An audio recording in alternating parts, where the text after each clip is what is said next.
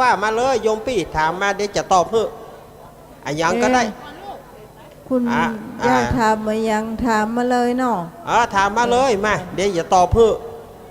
ถามยังดีฮะครับแต่คืนได้นุยถามอย่างว่าใดแม่จะดีพุทธปอไข้หัวแต่คืนฟังก่อนหรือว่าไม่ได้ฟังมันของน้องเนนฮับบัดได้ตังกัน104อ่ะเจ้ามันฮับได้เป็นมันน้อยเดียวมันมีโซดามากนั่นเนาะ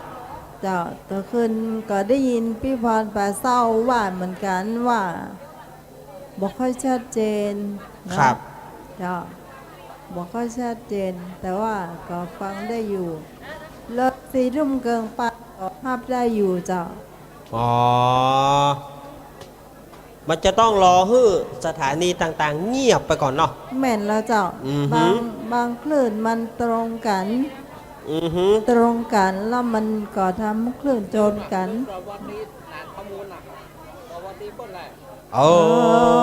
เจบอกว่าขอสวัสดีพี่นานพี่นานขมูลเจ้าหน้าที่วัดฝ่ายหินอำเภอเมืองจังหวัดเชียงใหม่สวัสดีมาส่งข้าวพี่น้องตายเฮาค่ะโอ้ไปเจ๊กะมาส่งข้าวอย่าไปอย่างปูนะมาส่งข้าวมาส่งข้าวพี่น้องตายเฮาอยู่ลีกิ่งหวานเนอะมีกะมีเนาะแถวนี้มีมาส่งข้าวห่านเนี่ยมันจะเฮาว่าคนเดียวนะแล้วก็ผมว่าเฮาก็ได้เหมือนกันหรอเจ้าเฮาก็ได้ทำเหมือนดาวนะเฮาก็ได้เหมือนกันมันตึงมีนี่หมดเนอะเจ้าผ่าจะไปถือเนอะยองกาเมืองกาแก่งแคสปะสเปดมันจะมีในนี่เจ้าเรียกว่าซากกระเบือยันเรือรบมันมีในนี่หมดนะวันนี้ก็ได้มาอู้กับโยมปี่มาเป็นตัวแทนของคณะศรัทธาญาติโยมเหี่ยกรรมเพราะว่าเมื่อไหนได้มาอู้ถามหน่อยวันนี้เอาศรัทธามาต้นใดเจ้าวันนี้ศรัทธาก็มาเต้าเดิมเพราะว่าศรัทธามาเต้าเดิมวันนี้เต็มล้อมรถเนาะเต็มล้อมรถเต็มบืด4 คนเจ้าก็มาถึงนี่ก็ถือว่าใจถึงเกิน100เนาะใจเกิน100ก็เนี่ยได้มางานปี่เฮามีถ้าบอกมางานปี่แล้วจะมางานผ่ายแถมถึงแม้ว่าวันนี้ความจริงน้องก็มีงานอยู่นะแต่ว่าน้องก็ปลีกตัวมาหางานของวัดเฮามาหาวัดของโยมปี่ก่อนเพราะเสร็จจากที่นี่น้องก็มีงานเดี๋ยวก็แต่ว่าน้องก็จะหอมครัวอย่างนี้เป็นพิธีกรนี่เหี่ยกรรมก่อนได้ม่วนอกม่วนใจครับสักคณะศรัทธาเหี่ยกรรมก่อนอีกะมาต่อกันนะมันม่วนดีนะโยมปี่นะนี่นะ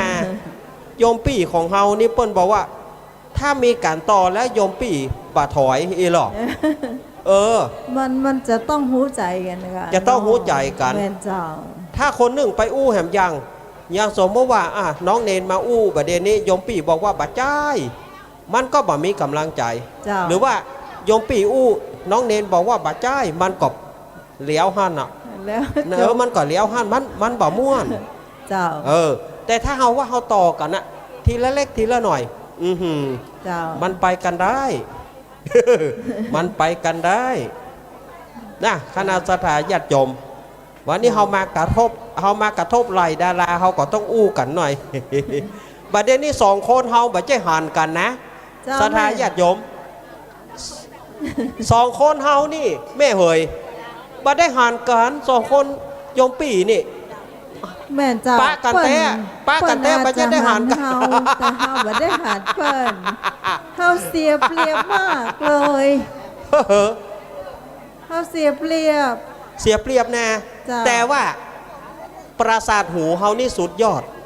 ถ้าเฮาบ่มีประสาทหูแถมโอ้ยตายละค่ะเนาะว่ะ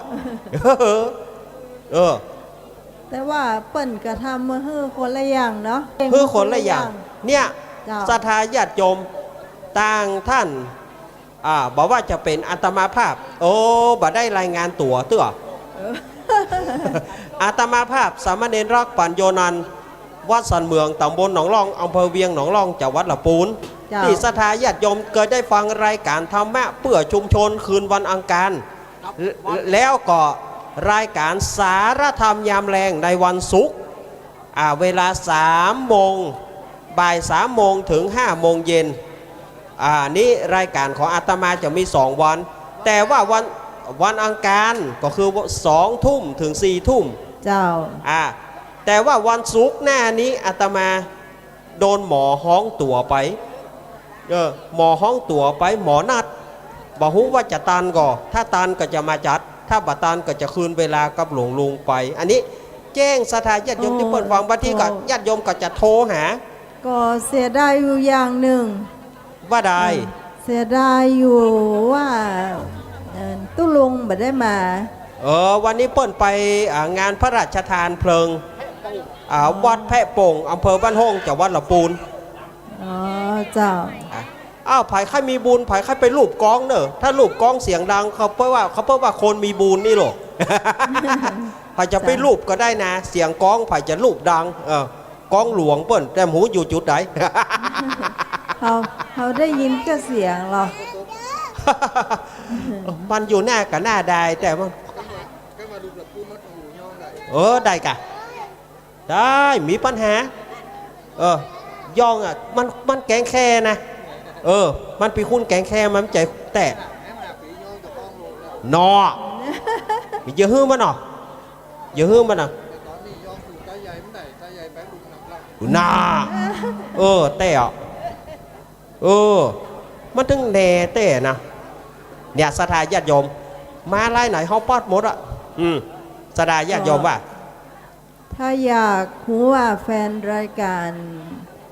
ท่านพระอาจารย์นวรักษ์ปัญโยนันท์มีนักขนาดไหนก็ลองฟังวันอังคารตอนเมื่อคืนนะเจ้าโทรแทบจะบัดติดเนาะแต่มันจังลืมนายว่าไม่ลืมนายว่าไม่ลืมอันนี้ถ้าเสียงพ่อครูสุรพลจะไปอีหรอเจ้าไม่ลืมใช่เมืองสิงห์แล้วเจ้าชายเมืองสิงห์จะเตะทำนะโมตัสสะภะคะวะโต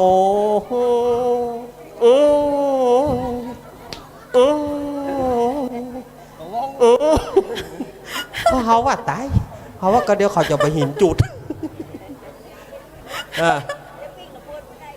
เดี๋ยวปีกระปุนบ่ได้ปีกได้กับแม่เขาลดเขามีหนอกปุน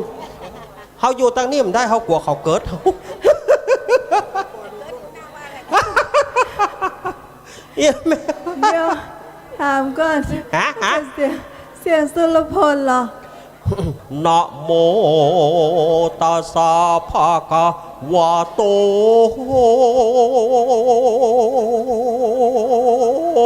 อะระหะโตสัมมาสัมพุทธัสสะนี่เสียงพ่อครูจะเป็นเอกลักษณ์อีกแต่ถ้าพ่อครูมาตอนนี้ก็ตัวไปตัวมันหนึ่ง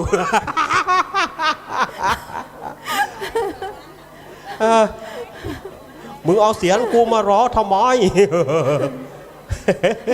เล่นไปสถานญาติโยมมันถึงบะหมี่แกนบะหมี่สารถ้ามาอย่างเฮานิยมปีเพราะอาตมาภาพน้องเนนจะบะหมี่แกนมีสารถ้าได้ว่าก็ว่ากันเล่นกันไปผ่าจะไปถือไปตือเนี่ยสถานญาติโยมเหยเมินไหนมันมาอู้กันเห็นหน่อยมันมาอู้กันก็คือว่าเป็นการยอดกำลังกันหน่อยว่าโยมปี่เปิ้นก็มีเอกลักษณ์ฝีปากเอกเปิ้นก็มีแต่เฮานี่มันก็เป็นแหมอย่างหนึ่งนะแต่มันก็คนละอย่าง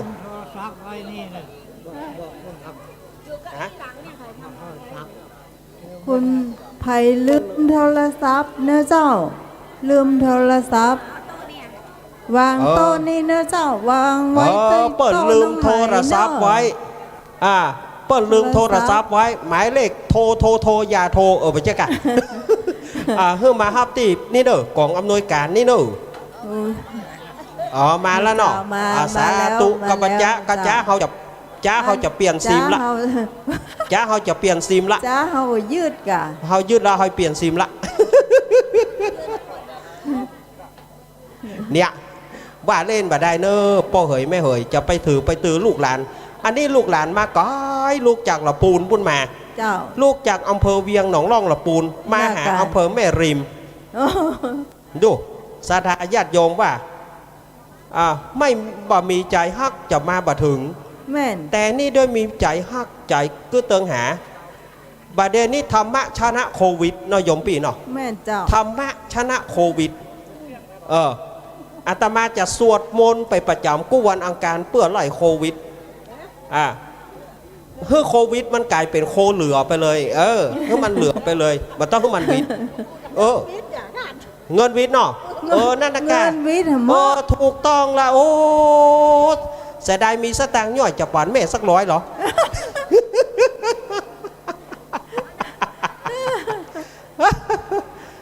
เนี่ยเนาะป้นว่าอย่ามันถูกเป๊ะเลยนะสาดาญาติโยมเอ่ย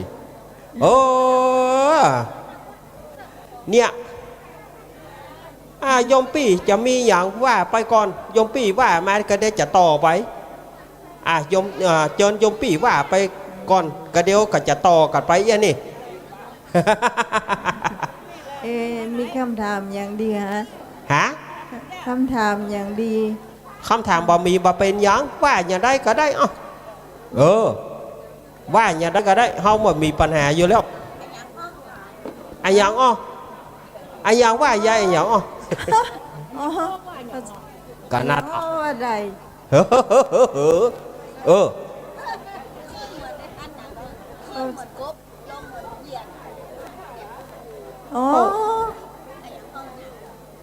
อันนี้นี่เขาต้องยอมเนอะเพราะว่าหลอนหล่ออีนะเขากึดตื่มออกแต่ก่อนนี่สมอันนี้รู้สึกว่าคำถามตะคืนเนี่ยเจ้าคืนอย่างกบขึ้นอย่างกบลงอย่างเยียนลงอย่างอันนี้ก็แม่อย่างก็ไอ้กลมไฟก็ว่าวก็บ่ใจกะอย่างก็ที่แม่ว่าอย่างว่าเขาจะตายว่าวนะถ้าบ่ถูกกันแล้วไป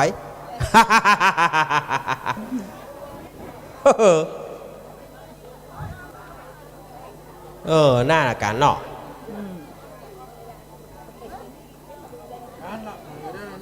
ฮะก็น่ากันว่ามาเลยแม่เต่าใส่ไม้หรือว่ากบใส่ไม้นั่นเนาะที่เขาหูถูกกับมือนั่นนะที่เขาถูกกับมืออีนะจุงว่านะตู้อันอย่างวะตู้อันอย่างวะเนี่ยที่คนอยู่วัดไหนนะสวัสดีคนแรกกลับไปสาครับไปสวัสดีเพื่อได้จะได้กลับไปสาครับนี่กันเจเฮ้ยกลับวัดสาคนแรกตู้อันอย่างวะแม่เฮยแถมประเมินกับปีใหม่ปีนี้นะประเมินก็จะปีใหม่แล้วเนอะประเมินจะปีใหม่ละอันนี้ภัยวันอย่างที่จะมีข้อปีวันนั้นละกรรมแล้วเนาะแต่บางคนอาจจะไม่ได้ฟังเนาะครับวันนี้กันไหนได้มาละใกล้ปีใหม่ละศรัทธาญาติโยมเนอะปีนี้จะใกล้ปีใหม่แล้วปีได้สังขารล่องวันอย่างคนเกิดวันอย่างมีข้อเจ้าอาตมาจะเล่าดีนะเจ้าอาตมาจะเล่าผู้ฟังนะถ้าปีได้สังขารล่องวันอาทิตย์คนเกิดวันอังคารจะมีข้อปีได้สังขารล่องวันจันทร์คนเกิดวันพัดจะมีข้อเจ้าวันพัดเนอะก็ไปปีนี้เดี๋ยวกันแม่ฟังเขาก่อนแม่ไปฟังว่าเดี๋ยวฟังเขาก่อนเดี๋ยวแม่ฟังเขาขึ้นไปเรื่อยๆแม่ประทัดถามเดี๋ยวฟังเขาเล่าไปให้มันสูตรก่อนปีได้สังขารล่องวันอังคารยังปีนี้ปีสังขารล่องวันอังคารคนเกิดวันอาทิตย์จะมีข้อปีได้สังขารล่องวันพุธคนเกิดวันศุกร์มีข้อ ปีได้สังขารล่องวันพัดคนเกิดวันจันทร์มีเคราะห์ปีได้สังขารล่องวันศุกร์คนเกิดวันศุกร์มีเคราะห์ปีได้สังขารล่องวันเสาร์คนเกิดวันศุกร์มีเคราะห์เนี่ยผู้ที่เกิดวันศุกร์เจ้าประท้วงเขาตายก็วันศุกร์นะคะ ก็เนี่ยใดมาเขาเอาตำราอันนี้ตำรับตำราในธรรมเพิ่นว่าเนาะปีนี้ศรัทธาญาติโยมปีนี้สังขารล่องวันอังคารคนเกิดวันอาทิตย์มีเคราะห์เฮ้อแม่เขาไปปู่โจมปู่จาอย่างเนอเอาน้ำไปล้างตีนพระเจ้าขอป้อนอ่านเปิ้นสะเดาะเคาะปู่จาโจกขอป้อนอ่านเปิ้นเขียนเตียนเนี่ยเนอนาลกะปานากะวัสสุเนี่ยบอกเผื่อกระถาเตียนมื้อนะเดี๋ยวก่อนอันนั้นเหรอลมเหรอกระถาลมอ่ะเวลาลมมาน่ะกระถาก่อนลมเจ้าอีกากระถาก่อนลมเนอถ้าหูสึกว่าดำแดงมาฟ้าห้องขลึงเจ้าพยายามตั้งสติบัดถ้ารอมันมานี่แม่เขาจะกั้ง พอหันว่ามันสีบ่เป็นถ้ามันขมุขมัวแม่กั้งกาไว้เลยเป่าใส่มือนี่โอมจ้างดำกินข้าวเปลือกโอมจ้างเผือกกินข้าวสารแล้วก็เป่าใส่มือหะ4 ทิศถ้ามันมากำเดียวห้างนะแม่จ้างเผือกดำเข้าเปลือกเข้าสารก็เดี๋ยวสุมาเด้อได้ตึงเหนียวตึงขี้สุมาเด้อแม่เขาต้องตั้งสติถ้าแม่เอากรรมอย่างบ่ได้แม่เอากรรมจบทำนั่นโอมเสด็จหะไปถ้าแม่จำกรรมก็จำกรรมอย่างบ่ได้นะอย่าเวลาแกนเข้าแกนอย่างกระจ้างแม่เขามาขอแม่โอ้แม่เฮ้ยขอมนน้ำมือกรรมเนี่ยแม่เอาอย่าบ่ได้แม่เอากัด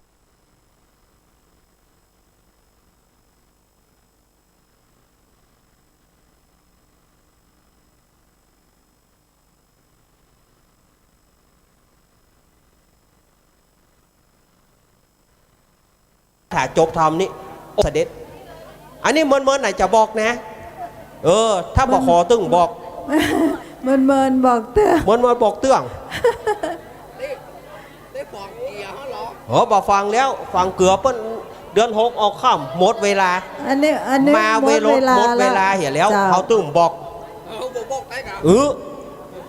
เพราะว่ามันเลยเวลาแล้วเขาตึงบอกเลยเวลาแล้วเนาะ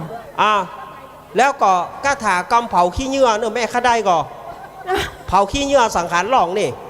ข้าได้ก่อถ้าข้าได้ปากกาไผ่มีโจทย์เอาโจทย์เอามันยาวกะมันยาวไผ่จะโจทย์เอาอย่างเนอะแล้วเมินน่ะเขาจะบอกถ้าเลี้ยวปีใหม่กับมดท่านะกระถาเผาขี้เยื่อสังขารหลองนี่แม่กาถาเผาขี้เยื่อสังขารล่องนี่ถ้าแม่จะโจทย์เอาโจทย์ไว้เขาจะเผาขี้โคเนี่ยจะเผาสังขารล่องเผาน้อยเดียวพอเปิ้ลบอกเผานักเผาน้อยเดียวพอเผาน้อยเดียวพอเป็นพิธีว่าอังกาละพาโนโอ้สวัสดีจากตังใดบ้านน้ำต้นหมู่หนึ่งเพิ่นบอกว่าฟังรายการธรรมะคลายเครียดฟังตึงวันบ่เป็นยังขอขันว่าได้ฟังโทรบัติดจังมันบ่มีเบอร์โทรววยหาหม้อไปววยที่ไหนเฮาก็บอกจัดหาว่ะขนาดสู้คนเท่าพะเยาไม่ได้เอาเบอร์นี่ไปเอาสู้คนเท่าพะเยาก็ลำปางไม่ได้เนาะแม่เอาเบอร์นี่ไปนามวัดนี่ไปโทรเนี่ยมันต้องมี2 เบอร์เนี่ยแต่ถ้าฟ้าห้องขลุ่งบึ้งบังห้องเปิดเนอะ กลัวเหมือนกันปิดก่อนเนาะตะกี้ศรัทธาญาติโยมพ่องพุทธาโจทย์อยู่เอาเนอะถ้าว่าอังการะพาโนอังการะกาโนจะสังขามะบัลลังเกนะยังก็บัลลังเกนะปฏิฆะโหสมณพราหมณ์มะนาสวาณวะณเดี๋ยวกันนั้นมะนาสวา มานาสวา พระวิสเล นะ พระวิสเลพอพานพระวิสเล นะ พระวิสเล พระพิสเล นี่มันจะมีในหนังสือปีใหม่เหมือนกัน อ๋อเจ้า เพื่อดูในหนังสือปีใหม่เพื่อจะเขียนไว้ แต่อันนี้มันเป็นกรรมโบราณที่เพื่อได้สืบทอดกันมาว่าเพื่อจะเผาขี้เนื้อในวันสังขารหล่อง จ้า แม่จดเอา แล้วฮะ ดีกับขออนุโมทนาเพื่อนคนได้เนาะ ครับ ได้ได้ ไปก่อนเดียวถ้าได้ยินแล้วบอกปัด เจ้า ตัวเนาะ นักอะ เจ้าโอ้ไปถ้าตังบนใจไม่ก็ ว่าไปเลย ใช้ว่าไปเลย เออ เขา เดี๋ยว ก็จะยุเธอ เดี๋ยว เจ้า จะยุเธอบ่มีปัญหา แต่ในเมื่อมันบ่มีก็เสียดายบ่ใช่อย่างวิทยุจะดับ แม่นเจ้า พอ นี่ วิ เอามาเปลี่ยนอาจารย์ทวัฒน์จากกโลเห็นบุตรปัจจอีท อ่ะ เห็นบุตรปัจจอีท ในช่วงที่ ช่วงที่ว่างนี้อาตมาจะฟังเสียงทางบ้านอาตมาจะเปิดสายเนอะ อ๋อเจ้า อาตมาจะเปิดสายว่าเสียงทางบ้านสถานญาติโยมฟังแล้วอย่างใด ฟังอยู่ก็ เอาเปิดเครื่องก่อนเนอก แม่นเจ้า เปิดได้ปิด อ๋อ ญาติโยม สายไผ่ โทร ดี โทรเข้ามาเนอะ ท่าน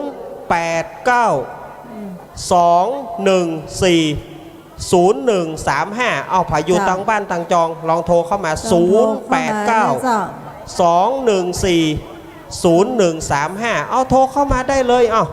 อาตมาจะลองฟังเสียงสถานญาติโยมทางบ้านพ่องก่อนที่เปิ้นจะมีงานก่อนที่เปิ้นจะปอนกันอย่างไรการสถานญาติโยมอยู่จุดไหนทางใด ถ้าว่าฟังได้ลองโทรเข้ามา 089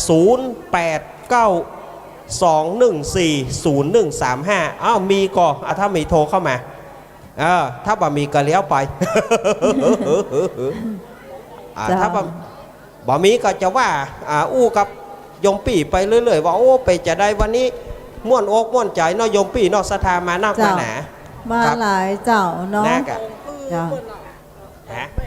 ยัง วันนี้อาจารย์นิพนธ์ก็มานะ มาแล้วป๋าละหลวงพ่อนิพนธ์วัดพระธาตุดอยสะเก็ด เจ้า วันนี้เจก็มาเนอะสถานญาติโยมวันนี้เจก็มาเอาอันเจเอาไปให้โยมปี่กัน ขออนุญาตเนอ เจ้า ขอประกาศอนุโมทนา คือเทวบุตรเทวดาตลอดถึงท่านสาธุชนทั้งหลายได้รับทราบและปากันปัตตานุโมทนา รายนามผู้รับโปรงทาน ซึ่งได้เลี้ยงดูปู่เสืออย่างอิ่มมีปีมันนอแม่กัลยากองมูล เดี๋ยวเนอะเอาเลยเพราะว่าอันเดียวกันเนอะมันนิมนต์ครับ แม่กัลยากองมูลอันนี้เป็นเจ้าภาพขนมจีนขนมเส้นเนาะขนมเส้น นายวายุพักทินโชตพิรุณนางสาวแววทรายสีมูล นายวุฒิพัฒน์นางอำไพกันทาเรือน นายบุญล้ำนางขวัญชนกกันทาเรือน อันนี้ฮับเป็นเจ้าภาพเข้าหม้อแกงหม้อนายวีรชัยโสภาน้องกิบขนมน้ำเปล่าน้ำเปล่าเนาะ น้ำเปล่า นางปทุมพรชัยวงศ์น้ำเปล่าแม่ปลาพุทธิมูล พร้อมบุตรหลาน อันนี้ไอติม ถ้าเป็นภาษา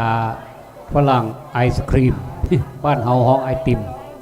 น่าซื่อ นายสุทัศน์ผลไม้รวม แม่บุญปันหมอนคร ครับ ลูกชิ้นทอด โรงแรมอากิล่าแมเนอร์เชียงใหม่ คุณยาลิดาชยาธรรมลาบอีสาน นายพงประพันธ์โคชนาถชิดทองซูชิ ซูชิข้าวปั้นอาหารญี่ปุ่น อันนี้ก็ได้ฉันเรียบร้อยละ นายอำนวยชิดทองส้มตำนะปะปายะปอก คุณพิสมัยสุริโยดร เจ้าของรายการธรรมะคลายเครียด เป็นหัวโป หัวโปเพื่อนหัวโป หัวโป ที่สมัยสุริโยดร มาว่าเฮาอีเดียวเขาจะปรับ อันนี้เป็นหัวโป อันนี้ครับเป็นเจ้าภาพก๋วยเตี๋ยวรู้สึกว่าจะมีลาบตัวแม่นก่อแม่นเจ้ามีลาบตัวนางบัวชุมปัญญาแปลงพร้อมญาติพี่น้องบ้านหัวโกร้องอ้ออำเภอเมืองเชียงใหม่ตำบลสันปีเสื้อ เอาไผ่มาเผาพี่โคมเฮาเห็นแล้วแบบนี้นี่ อันนี้ขนมจีนน้ำยา นายดวงจันทร์นางพองพันยอดดีนางคำอ่อง อันนี้ข้าวซอยเนาะส่วนดอกไม้นกเอี้ยงกับพ่อปลาแล้วก็บ้านท่าโป่งตำบลหนองหานสันทรายนำโดยคุณสมศักดิ์กองเงินเนาะนำเอาอาหารมาเอามาเปาะมาหอมกันตัวยแล้วก็ท่านที่บ่ได้เอ่ยนามในนี้แหมเนอร์ก็ต้องขออนุโมทนาสาธุในบุญกุศลที่ท่านได้นำเอาข้าวปลาอาหารมาเลี้ยงนักศีลนักบุญในวันนี้ถวายทุเจ้าก็เลี้ยงคนบ้านแหมอิ่มมีเพรีมันมีความสุขความสบายกินอิ่มต้องบุญก็ได้ไส้ก็เต็มเนาะ ก็ขออนุโมทนาสาธุการโดยทั่วหน้าขอให้ท่านมีความสุขความเจริญประกอบไปด้วยอายุวันนะสุขภละปฏิภาณธนสารธรรมศาสตร์สมบัติจงทุกประการเทิน สาธุ อันนี้มนต์ต่อเลยดื้อ นี่ก็ขออนุโมทนาป้ออายแม่น้อยเนอะแต่กี้เปิ้นก่อหอมทำบุญมา แมงมันจมกะ ครับ วันนี้ท่านทวัฒน์บอกว่าจะได้ฉันก็เจ้า แมงมอนนี่เนาะ แมงมัน แมงมอนจอมไม่เนาะ สั่งวันนั้นนะได้แต่ คลองบะเคียมหายาก เจ้าแม่นเจ้า เข้าบะตักจังตำเหนียวแมงมอนจอม แม่นเจ้า แล้วก็ตัวอาตมาภาพห่วมทำบุญแถม100 บาทแล้วก็ป้อแก้วแม่แดงวันนาไทยบ้านสันเหมือง เจ้า เนี่ยเปิ้นก่อห่วมทำบุญมาตัว100 บาทแล้วก็น้องทิวากรกองขมูลหรือว่าน้องเจเจยืนขึ้นยืนขึ้นเลยยืนขึ้นโชว์โชว์ให้เปิ้นพอหน่อยว่ายืนไหนคนนะเจเจเนี่ยแอวบางห่างหน่อยโรคขาดอาหารอุปจ ต้นได้ไปหอนเนาะดีเจ เจเป็นคน โรคขาดอาหาร โตก็รอเสียงก็รอ โอ้เสียงมันอันโตมานาแอวบางห่างหน่อย ต้นไปก็หอนน้องเบลมองมันนั้นเนี่ย กินข้าวลำอ่ะบอกว่ากินข้าวลำเสียง3 กล่องว่ะ ต้นได้ไปหอนน้องเบลมองมันนั้นนี่ บัดได้หอนไปว่าได้ปลาเปิ้นบัดได้หอน น้องเบลเต้นงานไหนอย่างก็ งานวัดต้งโป่ง ตุ้งโป่ง อำเภอเมืองปานจังหวัดลำปางวัดของท่านอาจารย์สมชาติเปิ้นเดินการกุศลนะเปิ้นจะเป็นตูนวัดอิสแลม เจ้า เปิ้นเตียวไปปุ้นสวนโมกอำเภอชัยยาจังหวัดสุราษฎร์ธานีดู เจ้า เตียวนะเนี่ยกะสดาญาติโยมเหยแล้วก็ ต่อไปนี่เราจะเอาหัววัดมาคือหูจักกันนะเจ้าเนาะบอกว่าตั้งเป็นท่านชัยวัฒน์นะคะเสโนท่านสุเมธนะเจ้าธรรมเสวี แล้วก็จะเป็นท่านพระครูอภิวัตธนวิกรม ครับ อันนี้เป็นหัวเรือใหญ่ตังปูนเนี่ยเจ้า น้องหมายจะดึงมาตังเพพ่องนะ จะ เจ้า ดึง เนาะ มาเพอีเนาะ เจ้า เอาได้กัน เพราะ ได้ ว่า กัน จะ ต้องดึงตึงมาอยู่แล้ว ต้องดึงตึงมาอยู่แล้วนี่ ซึ่งว่ามาตังเพแล้วจะมีความสุขดีนะเจ้า ก็ตึงมาอยู่แล้วรู้ เจ้า วันนั้นปะแม่สีดา เจ้า ที่เปิ้นอยู่เวียงป่าเป้า เจ้า ถามเปิ้นว่าพระรามบ่มากับพระรามบ่มาถามหาพระลักษณ์ก็พระลักษณ์มีนี่เหรออีเนาะ เจ้า โอ้ยมันเล่นจะนี่นะ พระลักษณ์มีนี่อีเนาะพระรามมีนี่อีเนาะว่าเล่นกันเอาม่วนบ่ได้เด้อ เจ้า โอ้ยเปิ้นเผาพี่โคมเฮาเดียวกันเนอะ ไผ่ฮู้เผาพี่โคมเฮาถ้าอยู่ปานไก่นะแกเผาพี่โคมกับติ๊กๆ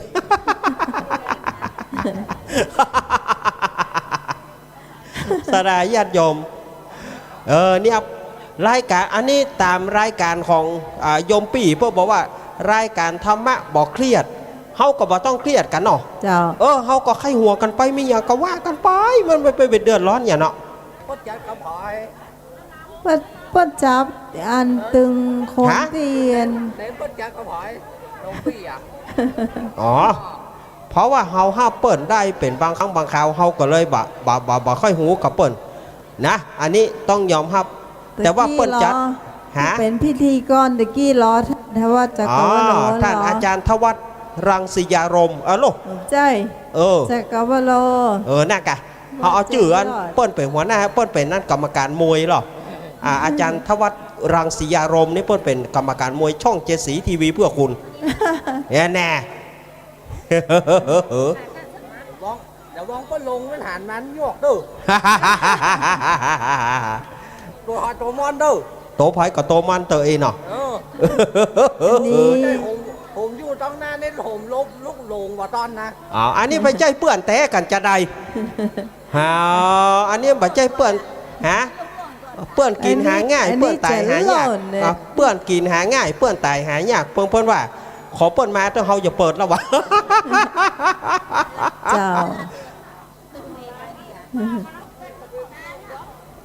ว่าเล่นกันเอาม่วนบ่ได้สดาญาติโยมเฮยต้องดึงให้หนุ่ยมาเล่าเจียวเจียวของเดี๋ยวกันเนอสุมาเตอขออนุญาตรับสายนี้เนอจ้าลองดูเจ้าไม่ตาเจ้าจากที่ไหนจากยายแดงปากคอยใต้เจ้ายายแดงปากคอยใต้เนาะว่าจะได้แม่กุศลขันคุณงามความดีที่ได้บำเพ็ญมาขออุทิศบุญกุศลเอาไว้กับตนกับตัวเอาไว้สวยไปภายภาคหน้า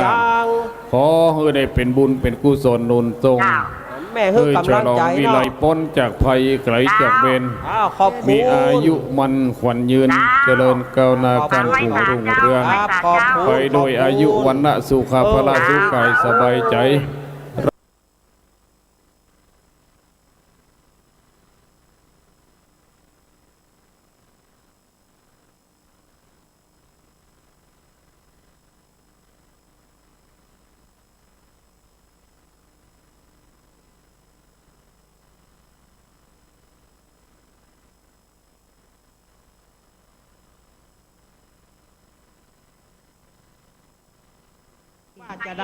กุศลขันคุณงามความดีที่ได้บำเพ็ญมาขออุทิศบุญกุศลเอาไว้กับตนกับตัวเอาไว้สวยไปภายภาคหน้าขอให้ได้เป็นบุญเป็นกุศลนุนทรงเพื่อฉลองวิไลพ้นจากภัยไกลจากเวรมีอายุมันขวัญยืนเจริญก้าวหน้าการผูกรุ่งเรือง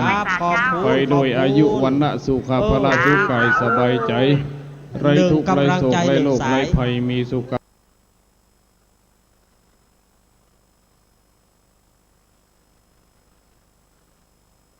แดงปากคอยใต้เนาะว่าจะได้แม่กุศลขันคุณงามความดีที่ได้บำเพ็ญมา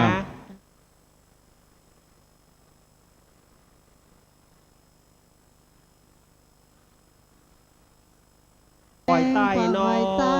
ว่าจะได้แม่กุศลขันคุณงามความดีที่ได้บำเพ็ญมาขออุทิศบุญกุศลเอาไว้กับตนกับตัวเอาไว้สวยไปภายภาคหน้าขอให้ได้เป็นบุญเป็นกุศลนุนทรงเพื่อฉลองวิไลพ้นจากภัยไกลจากเวรมีอายุมันขวัญยืนเจริญก้าวหน้าการผูกรุ่งเรืองไปโดยอายุวันณะสุขภาพสุขกายสบายใจไร้ทุกข์ไร้โศกไร้โรคไร้ภัยมีสุขในปีใหม่ที่จะมาถึงในอนาคตการในบ่เมินนี้ศรัทธาญาติโยมฮับในความดีว่าอย่างปู่จาเขาอย่าตอบละ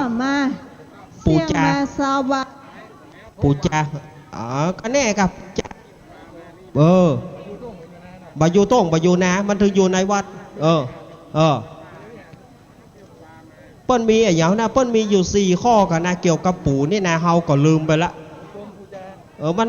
มีอยู่4อย่างก่อนแล้วเฮาลืมไปละ เขาจำมาได้ เออ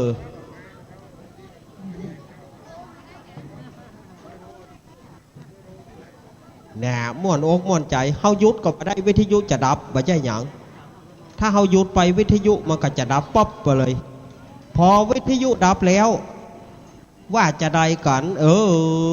เนาะ โทรศัพท์ต้นดังกับเดลเดอร์ไหนอู้มาก่อนโทรศัพท์ปี้ดังของปี้ อ๋อศรัทธาญาติโยมเฮ้ย วันนี้มันมารายการภาคสนามศรัทธาญาติโยมมันก็เลยทำให้บ่เหมือนกับเราอยู่ในไม่ในภาคสนามเนี่ย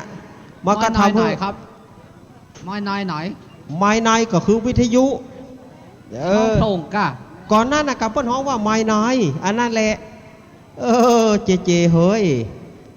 มันบ่ฮับมุกกันน่ะต้องฮับมุกกันเฮือตานดิอันนี้เพิ่นฮ้องว่าไม่ในเนี่ยมันก็คือเป็นวิทยุ แต่ถ้าหากว่าไม่นอกก็คืออย่างที่ภาคสนามเนี่ยมันก็เลยทำให้มันจากคุกคักหน่อยบางทีก็เปิ้นโหล่นมาหาพ่องกาบางทีก็เปิ้นเตียวมาหาถามอันนั้นถามนี่ตอบอันนั้นเหลียวไปทางนั้นกับนั้นเหลียวไปทางนี้ก็นี่เองนะมันจะมีปัญหาหน่อยหนึ่งมันจะเป็นปัญหาหน่อย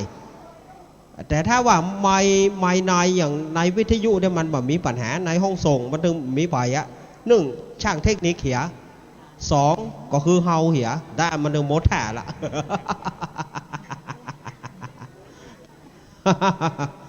สถาญาติโยมวันนั้นมีเหรอฮะวันนั้นมีไม้หลวมไม้หลวมเจไปอาบน้ำไปทำก่อนนี่นะได้เอามอยเอาที่ส่งมาพอเมื่อเจอยู่มันบ่เป็นหยังพอเจไปแป๊บเดียวได้เรื่องเลยได้เรื่องเลยเฮาก็บ่ฮู้เฮาก็อู้ไปติ๊กๆสถาญาติโยมเฮาก็อู้ไปห้อมจิฮู้ลูกว่าอย่างเป็นอย่างเขาก็อู้ไปติกปรากฏว่าไอ้โก้นมันหลวมดิฮะนี่แต่ได้ไปแปลงอยู่นี่ได้ไปแปลงอยู่ได้เปิดไม่ลองธาตุเหล็ก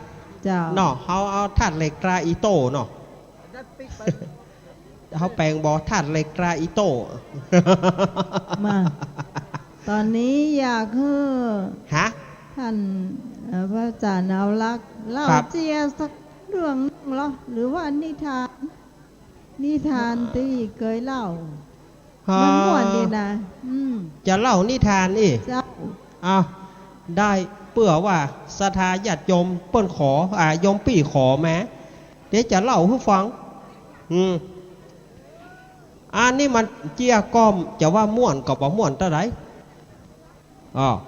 เปิ้นเล่าไว้แต่ดั้งเดิมละเปิ้นว่า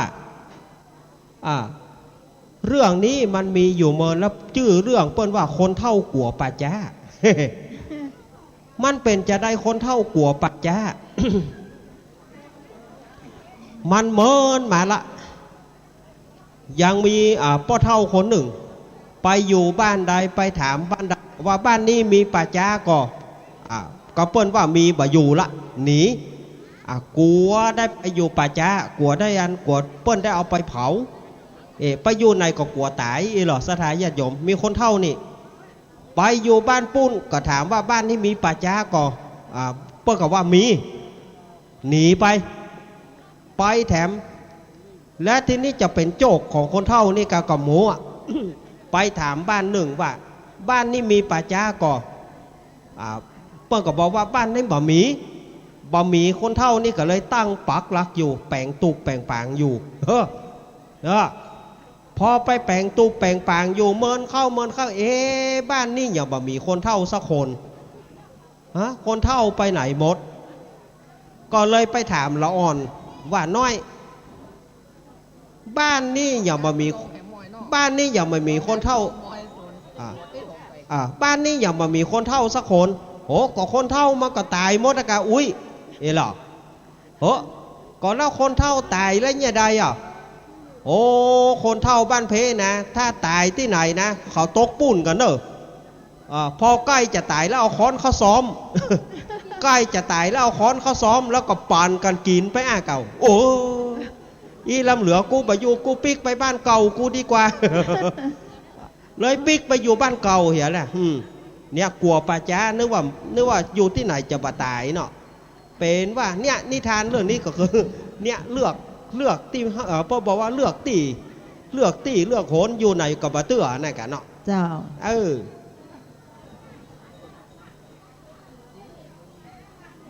สถาญาติโยมเหยโอ้วันนี้สถาเปิ่นก็มีนักบอกเปิ่นก็มาหลาย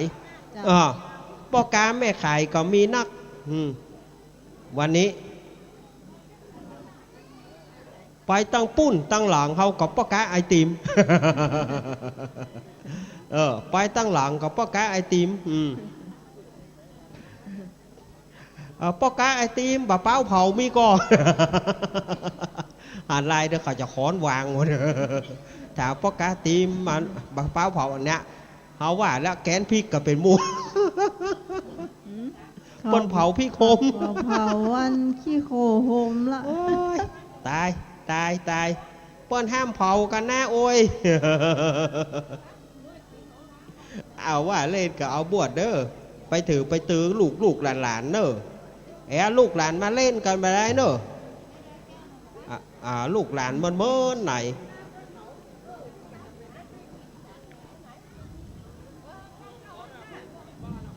โอ้สัต ยะ ย์ ถาวาลีวะหาปุราปาริปุเรนติสาการังอีวะเมวะอิโตตินังเปตนังอุปกปติอิจิตังปฏิตังตุมังคิปะเมวะสมิจตุสเพปุเรนตุสังกปาจันโทปนรสโสยะถามณิโชติลโสยะถาเอวังโหตุบัดนี้หมายเมนาทีสุริโยดรพร้อมโดยแม่ตลอดถึงเพื่อนร่วมงานเชียงใหม่สุขสวัสดิ์ได้ร่วมโดยช่วยกันน้อมนำมายังปัจจัยตั้งเป็นต้นเงินหรือว่าต้นผ้าป่าเพื่อจะหาเงินในการสร้างอุโบสถของวัดดอนตันว่าสันนี้เตียงแต่ดีลีวัดนี้ก็มีธรรมเมตตาอวยหน้าเป็นปฏิกาหาไปแล้วกุศลขันคุณงามความดีขอให้ได้เกิดเป็นตบาเดชะเป็นพรนันประเสริฐดลสนองให้ได้พ้นจากภัยให้ได้ไกลจากเวรจำเริญไปโดยอายุวันนะสุขภาระสุขกายสบายใจไร้ทุกข์ไร้โศกไร้โรคไร้ภัยมีสุขภาพพลานามัยที่ดีแข็งแรงสมบูรณ์จะได้ตนตัวอยู่กินอยู่ตานกำจูศาสนาพระพุทธเจ้านั่นจุงจังมีใจยะตุภวังใจยะมังกลังใจยะมหาลาพังใจยะโสถิงภวันตุเตสปิติโยวิวัตตันตุสัพพโรโกวินาสตุมาเตภวะตุนตรโยสุขีทิขายุโกภวะพิวาธนาสีริสานิจังพุทธปัจจายโนจตารโรธรรมาวัฏันติอายุวันโนสุขังภาลังสาธุสาธุ นี่ก็เป็นหลานของน้องใหม่เนี่ยเจ้าจุงว่าอ่านจุงว่าอ่านวะนามสกุลฟังนามสกุลกะหน้ากาเนาะเป็นว่าเฮาบัดตานหูเลี้ยวอกเลี้ยวใจแต่วันนี้นะมาห่วมกินห่วมตานกับศรัทธาญาติโยมได้เข้ามาก็จะมาทำบุญทำกุศลจะมาทำบุญทำทานก็น้อมเจริญปอนเด้อที่กองอำนวยการนี่เนาะศรัทธาญาติโยมหรือว่าจะขึ้นไปที่ได้เอาปอนจากพระคุณเจ้าพระสงฆ์องค์เจ้าอาตมาภาพก็น้อมเจริญปอนศรัทธาญาติโยมที่ได้มาแล้วตั้ง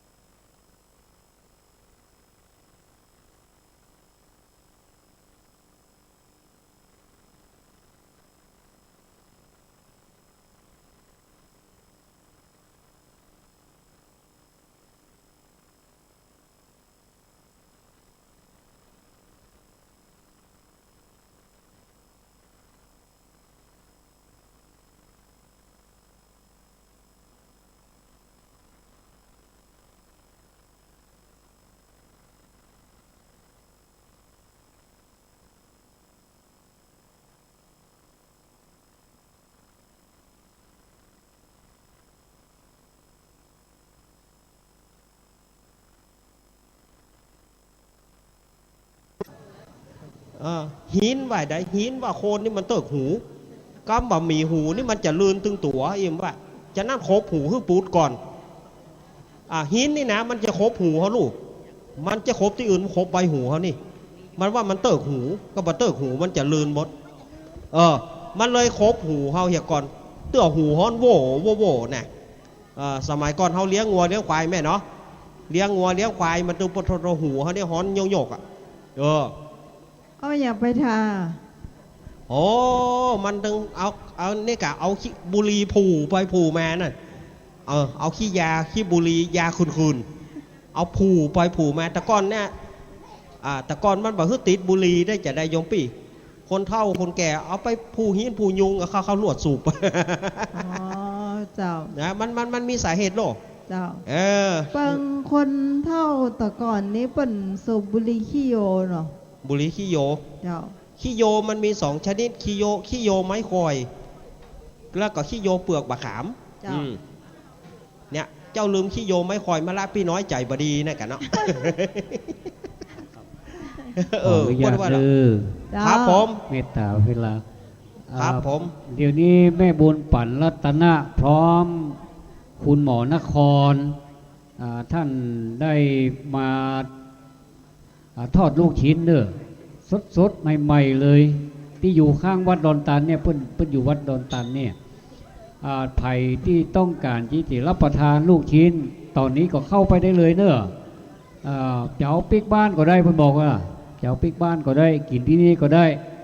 ขออนุโมทนาแม่บุญปั่นรัตนะพร้อมคุณหมอนครที่ได้มาหอมลูกชิ้นทอดแล้วก็ตัวเปิ้นก็มาทอดเองด้วยเนอะขอเชิญทุกท่านเนอะขอบคุณครับกันเดนเนอร์ครับผมวันนี้ขออนุญาตโยมปีก่อนเนอะเพราะว่าน้องเนนก็ติดธุระบางประการเนาะกำเดียวแม่ไปทำก๋วยเตี๋ยวอยู่รอสักแป๊บหนึ่งเนาะรอแป๊บแป๊บหน้า3เขาว่าแป๊บหน้า4บอกแล้ว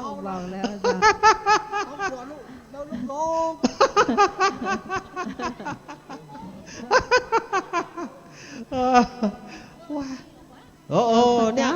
เนี่ยไม่เหยมันตึงยะมันตึงยะ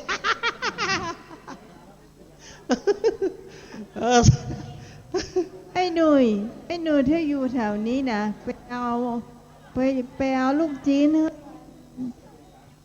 น้องเนนสักน้อยก็ดีลูกจีนทอดเนาะเจนะจ๊ะลูกเปิ้นว่าลูกจีนลูกจีนอร่อยเฮวันนี้นะเปิ้นกำลังอยู่จะไปงานยายอยู่ที่ไหนอยู่มวลนอกใต้เจ้าอยู่รันตันเนี่ยเจ้าแม่น้อมโสภาอายุเท่าไหร่อายุ8448วันพุกเด้ออายุของแม่อุ้ยน้อมนี่นะวันพุกเด้อ8448มีไหนป้อกะถ้าว่าถูกนี่ไปวัดสันเมืองเนอะ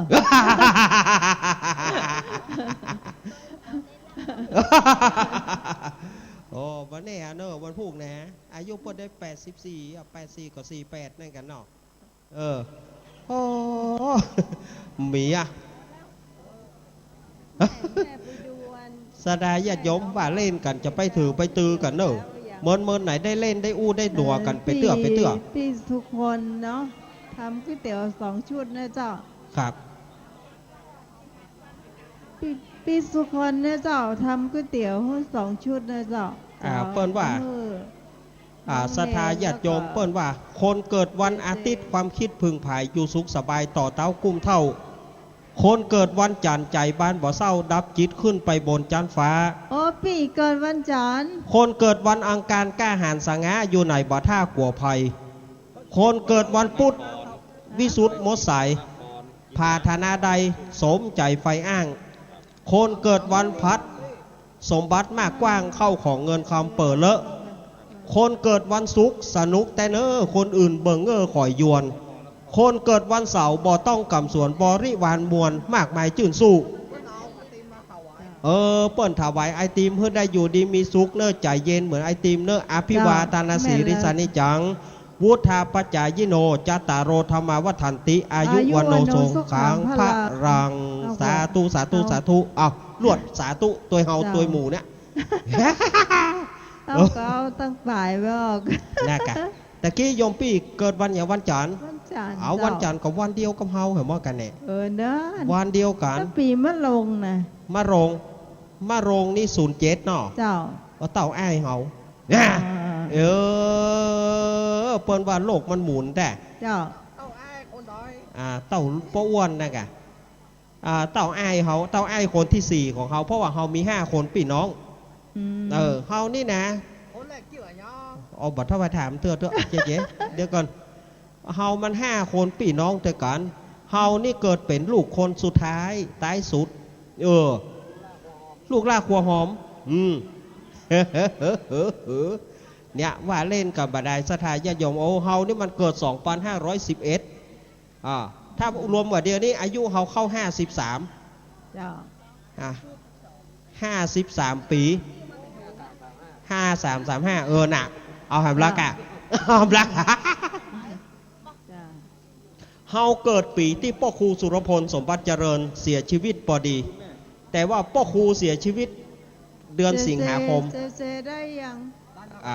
พ่อครูเสียชีวิตในเดือนสิงหาคมวันที่16สิงหาคมที่วัดหนองปลาไหลจังหวัดนครปฐมเปิงจำลูกพ่อครูเสียชีวิตหลังจากที่พ่อครูแสดงดนตรีแล้วจะขึ้นรถแต่ถูกลอบยิงพ่อครูยังถามมาว่ายิงผมทำไมยิงผมทำไมยังใจเสียงรออยู่นะยิงผมทำไมยิงผมทำไมอีกโกนโบเอาวัดหนองปลาเยียนวัดหนองปลาเยียนวัดหนองปลาไหลกำแพงแสนจังหวัดนครปฐมเนี่ยจัดรายการตัวเบี้ยเนาะจุงว่าอ่านจุงว่าอ่านปางเมื่ออ่านไปลุนทำบุญเอาไว้มันบ่หายศูนย์แกงป่าใส่ตูนล้ำเปลือกใส่ส้มแน่นากะ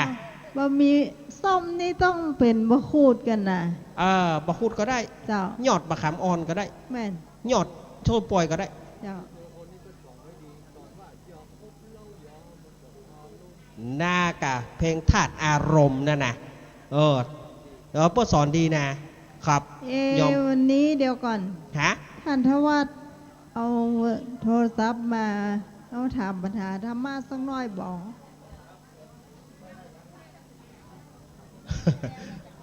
ม่วนอกม่วนใจนะม่วนไหนมากเหรอเจ้าจะเขาถ่าหวะท่านทวัดเก่งอยู่แล้วช่วงเบรกแล้วก็เขาเป็นคนที่4หรอพี่น้องมี5คนเขาเป็นคนที่65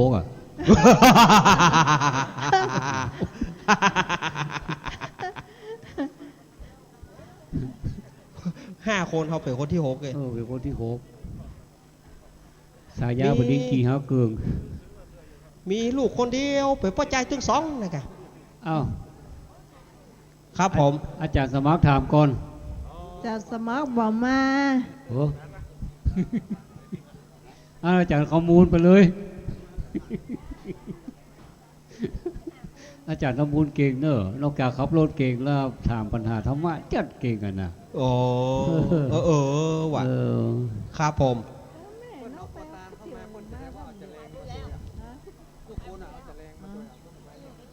เอาจะแรงมาตัวเนาะเอาจะแรงมาตัวคำว่าจะแรงก็เป็นลายลักษณ์อักษรจดหมายก้อมเอาง่ายๆจดหมายก้อมนั่นนะสมัยเดียวเขาว่าจดหมายก้อมสมัยตะก่อนเอาจะแรงมาตัวหนึ่งหมอหนึ่งไปเสาะไม่น่าจะแรงตุไปลากเสาะจะแรงปืนโหงกว่าบุญเข้าเปล่ามาเนี่ยได้มาละจะเอามาเนี่ยยังนี่เนาะเปิ่นตาลน้ำเป็นเศรษฐีตาลแว่นตาลหวีได้เป็นแม่พระน้อย อยู่ดีมีสุขศรัทธาญาติโยมตั้งหลายขออย่าได้เจ็บได้เป็นเจ็บไอไข้เมื่อยก็ขอให้หายไปหายหนีดีมาเนอะอ่ะลวดเป่านี่นะ แม่ค้าขายด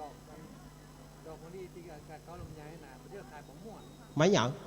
กุมารทองมาอยู่ตัวละ เบื่อ ถวายน้ำแดงทุกวันกุมารทองเป็นเบาหวาน โอ้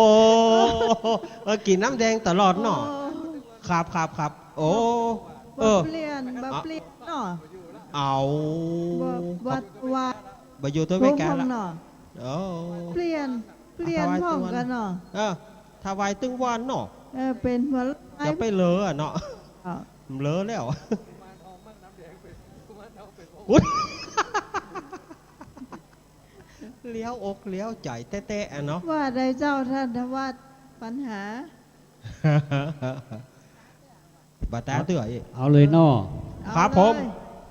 เอาหมดเวลาแล้ววะ โอ้ ใหญ่ อย่างใหญ่เนี่ย เก่ ประ ง เดี๋ยว ให นี้ ญ่ยับดานได้ถามค่ะ โอ้โหหมดเวลาแล้ว ทานไม้มดเออ หมดนาฬิกาแล้ว โอ้โหนั่นเถอะ นานเตอะเจ้า อ้าว เอ้ยครับ จะบอกว่ากรอนคือพี่น้องทั้งหลายฟังแล้วพี่น้องทั้งหลายลองคิดว่าไผ่เป็นบุคคลที่อยู่ในกรอนนี้เนอะเนาะ เจ้า อ้าวอันนี้บอกมีช้อยเนาะตายได้เลยเนาะว่าเป็นไผ่เนาะฟังกรอนดีๆเนอะฮัลโหล ครับผม นึกว่าวางสายไปแล้ว บ่วางเตื้อ อ๋อยังมีไฮโทรมาสักคนเด้อ ครับเอาละเป็นยังมาออกไลน์ตอนกี่เข้าแล้ว ถ้าจะพิษลาบรอเองก็ หลับล้อบ้านน้องไหมเด้อจะไปว่าเด้อ หวานเลย เอาเพิ่นแจ้งอุตสาหยาเฮิน ประ น่ะ กาศเนอร์ตะกี้นะ อืม มีกระลาบอ่ะพักเก้าผม อ๋อ เขามามันรูนปุ๊บ โอ้ยนั่นเตอะนั่น มัน เตอะ แค้นกันนะ แค่เนาะ ไปย่างซ้ำเด้อ เออ เป็นดีดูตัวเก่าได้พักเก้ามาตัวอย่างมันรูนวะมันไปเอวไหนมา เออ อันนี้คือธรรมะคลายเครียดทางเคลื่อนที่เนาะ ครับผม ภาคสนามครับ รอย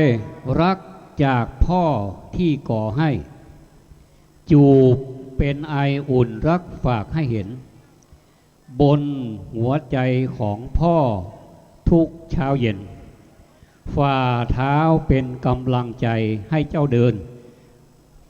ตายได้เกิน1ขึ้นไปเนอะว่าเป็นไผ่ระหว่างไผ่กับไผ่นอเอาเจิญเนอะเจิญโทรศัพท์เข้ามาเลยนออาจารย์สมัครรับโทรศัพท์ จัดสมัครไปสารปีพุ่น ขอบคุณเอาที่มันวันนั้นขอบคุณของน้ำเนาะ ของเน้นก่อน เอาโทรเข้ามาเลย หมายเลขโทรศัพท์อย่างคุณพิสมัย 0892140135 คนลูก 0892140135 เอ้าญาติโยมโทรเข้ามา อาจารย์นิพนธ์ก็โทรได้เนอะ เอา อาจารย์นิพนธ์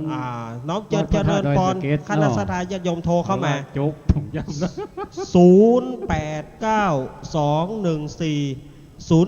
0892140135 เอาตายปัญหาเข้ามาตะกี้ ตายปัญหาเนอะ ที่ ว่ามีบุคคลใดกับบุคคลใดในเรื่องเนี้ย บุคคลใดกับบุคคลใดลอง เจริญพร ภัยตอบได้ลองโทรเข้ามา โอ้มีกันนี่ดักวิท ถ้าเพิ่นมาโทรมาก็เอาแต่เนี้ยก็ เอาตามเนี้ย โอ้ เนาะ ไปเลิกคิดถึงอย่าง ผมว่าแม่ครับเอาป่วยตายไว้ก่อนนะผมว่าแม่ แม่ก็ป่อน่ะกะ แม่ก็ป่อ ครับ เ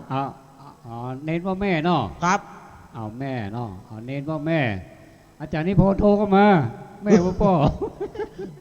อ๋อมาโทรก็ได้รอยืมมันนี่ก็ได้รอ เห็นว่าอยู่ขี้ข้างนี่บ่ได้มาโทรเธออย่างนี้ โทรแล้วถามแอมอันนี้นักโทรคำถามด้วยแต่อ้าวรอยรักจากพ่อที่ก่อให้ จูบเป็นไออุ่นรักฝากให้เห็น บ บนหัวใจของพ่อทุกเช้าเย็นฝ่าเท้าเป็นกำลังใจให้เจ้าเดิน มีไผ่ก็ไผ่ อ้าว ไม่มีช้อย ไม่มีช้อยครับผมเอาบอกมีไผ่ตอบได้สักคนกันเนี่ยมีไผ่โทรสักคนนี่ เน้นว่าแม่ ครับ ที่ว่าป่อ ครับ อ๋อโทรมันก็โทรนะ เอาบอกว่าเนอะ ลูก มี ก็ ไผ่ ป้อ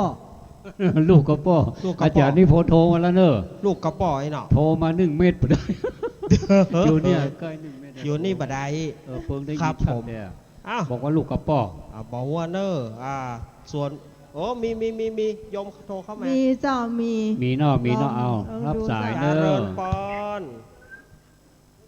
สวัสดีเจ้า เจริญปอน ไม่บุญตัวไม่บุญตัวว่าไผ่ อ้าวจากที่ไหน อ๋อไม่บุญตัวอาจารย์นิพนธ์เนอะ ครับว่าจะได้ว่า เกี่ยวเสียแผ่นเหลืองนึง อนุโมทนาบุญอ๋อตายปัญหาได้ก่อนตะกี้ ผมฟังจากที่พะเยานะ ฮะ ฟังจากพะเยาก้อนพะเยานะครับผม อ๋อฟังจากกว่านพะเยา อ๋อ ป้อบ่ได้ฟังปัญหาตะกี้เนาะฟังก่อน ก็ประธานได้ฟังคำมาได้ยินที โอ้ โอ้โห จู่ว่า อันนี้ ฝางเมื่ออ่าน รู้ ไป ว่า เลย ลิงก์สัญญาณไปถึงพะเยาหรือเปล่า โอ้ เดี๋ยว ถามว่า ขอบ ค คุ ลื่ ณ น นะ เนี่ย ป้อเนอร์ เดี๋ยว เดี๋ เดี๋ ย ยว ว บ่ได้ละ ฟังคลื่นอย่างเนี่ย นั้นไอ้เปิ้นนั้นเปิดวิทยุเปิ้นเหีย เจ้า แล้วมันก็เลยสื่อสารกันมาได้ บอกว่าเป็นได้เอกพะเยากับเจ้าเนาะ บอกว่านาเสียงเปิ้นแก่ๆไว้เสียงเปิ้นมีอายุหน่อย เจ้า เสียงเปิ้นมีอายุหน่อยบอกว่าเนอะ เฉลยหรือยังฮะ นิมนต์เลยครับ เอานิมนต์เลยเนาะ ครับผม นิมนต์ไผ่หรอ นิมนต์ท่านนะนิมนต์อาจารย์ ทวัฒน์นะกะครับผม ของนิมนต์เอาอีกนิมนต์ฝาวิหารโตดีกว่าประตูวิหาร นิมนต์ท่าน ประ อา ตูวิห จารย์นั้น เฉล ท่านอาจารย์ทวัฒน์อันเฉลยเลยครับ วันนี้ก็ขอของอให้เหลือ บ่มีขอของอ บ่มี อาจารย์นิพนธ์ถูกแล้วเนอะ อาจารย์นิพนธ์ถูก ระหว่างป้อกับลูกเนาะสังเกตจากไหน รอยจูบบนฝ่าเท้าไง ครับผม ไผ่เคยจูบบนฝ่าเท้าเนี่ย คนนั้นก็คือคุณพ่อจูบฝ่าเท้าของลูก เนาะแต่ว่า ครับผม ขอโทษคุณลูกเคยจูบฝ่าเท้าคุณพ่อหรือไม่ อันนี้ไปคิดผล เอา นี่ เอาผิดเอา เนาะ ถูกกับเดียว แล้วก็เนนตอบผิดเนอะเพราะว่าในนี่มีบิดานะไม่ใช่บรรดานะ นานครับผม ตอบผิดเนาะ ครับผม คุณพี่สมัยตอบป้อไหมก่อน เจ้า ตอบได้เกินเดียวได้ไป50%เนาะ เจ้า ได้10 บาท แล้วอาจารย์นิพนธ์ได้20ไม่พูดได้15เพราะต่อเนื่อง ได้15 เอาเรื่อยๆนะได้ไปเป็นตัวเลขกลมๆหมดละแต่สตางค์เอาไว้มารูนเนอะเอาไปเบิกปูน เดี๋ยวกันเนอะ เอา ท่าน ไปเบิก นะ เรา อา ช จารย์ นะคนนึง เดี๋ยววันนี้ขอตัวกันนะครับ เพราะว่าติธุระบางประการเนาะ แม่เอาไว้อย่าง ครับผมเจกติดต่อไปก่อนการนิมนต์ท่านอาจารย์ทวัฒน์กับโยมปี้พิสมัยเปิ้นจะได้ถามปัญหาอย่างกันนำหลายๆต่อขอขอบคุณเนอะเจริญพร เอาไปโอ้เป็นไส้ก๋วยเตี๋ยวอ่ะอย่างแบบเอามาให้ตับเดียวอ่ะก๋วยเตี๋ยวไงก๋วยเตี๋ยวมาให้ก่อนนี่นะอ๋อเอาเจเอาเจไม่ใช่เอาเจนะ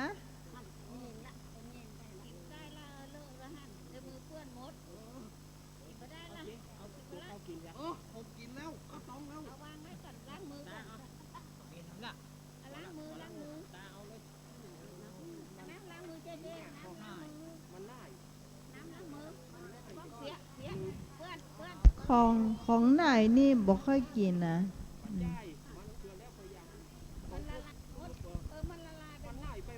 ท่านผู้ฟังท่านผู้ชม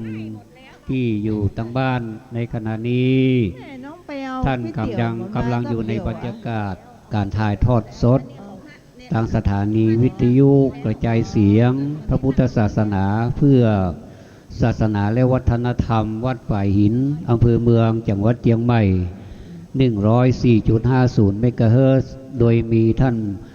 พระอาจารย์พระครูสมุวิสุวัตรวรจิตโจเป็นผู้อำนวยการสถานีได้มาติดตั้งการถ่ายทอดสด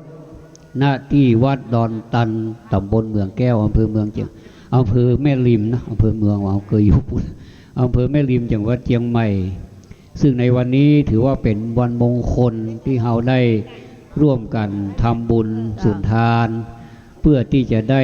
อุโบสถหลังใหม่สักหลังเนาะเพื่อเป็นอุโบสถประจำของวัดดอนตันเพื่อเป็นที่กระทำสังฆกรรมของพระภิกษุสงฆ์ประจำวัดดอนตันนี้ในขณะนี้ก่อสร้างไปแล้วอยู่ในช่วงในการก่อสร้างและก็ยังขาดทุนทรัพย์แห่งเป็นจำนวนนักอยู่ก็เฮาท่านทั้งหลายก็ได้ร่วมใจกันมาทำบุญกันเพื่อเอาเปาะหอมกันที่จะได้ดำเนินการต่อไปเนาะเจ้าอันนี้เป็นพ่ออาจารย์ของบ้านดอนตันนะเจ้าพ่ออาจารย์สมบูรณ์นะเจ้า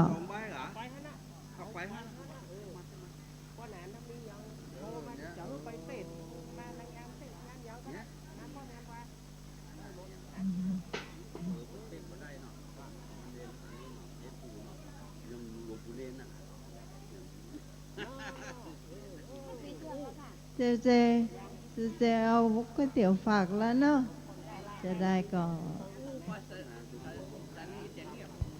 เจ้าก็ต้องขอบคุณพระอาจารย์เอาลักปัญโยนันที่มาช่วยในรายการนะต่อพร้อมทั้งน้องเจด้วยนะเจ้าต่อไปเขาจะมาถามปัญหากันแฮมท่านทวารเจ้ามีอยู่กะมีอยู่เจ้าแล้วก็เอาเดี๋ยวก่อนท่านทวารเอาโทรศัพท์มาตัวก็เอามาเบิร์นท่านทวารตอนนี้มันพักร้อนอยู่ในย่ามอยู่เวอร์นั้น เจ้ามันหนาวมันพักร้อนมันค่อยอุ่นอยู่ในย่ามอันจะคือพ่อแม่พี่น้องฟังกันสิ่งเหล่านี้สิ่งต่อไปนี้อย่าเอาไปวางไว้ใกล้กันเนอะเจ้ามันจะยุ่งนะเอาไว้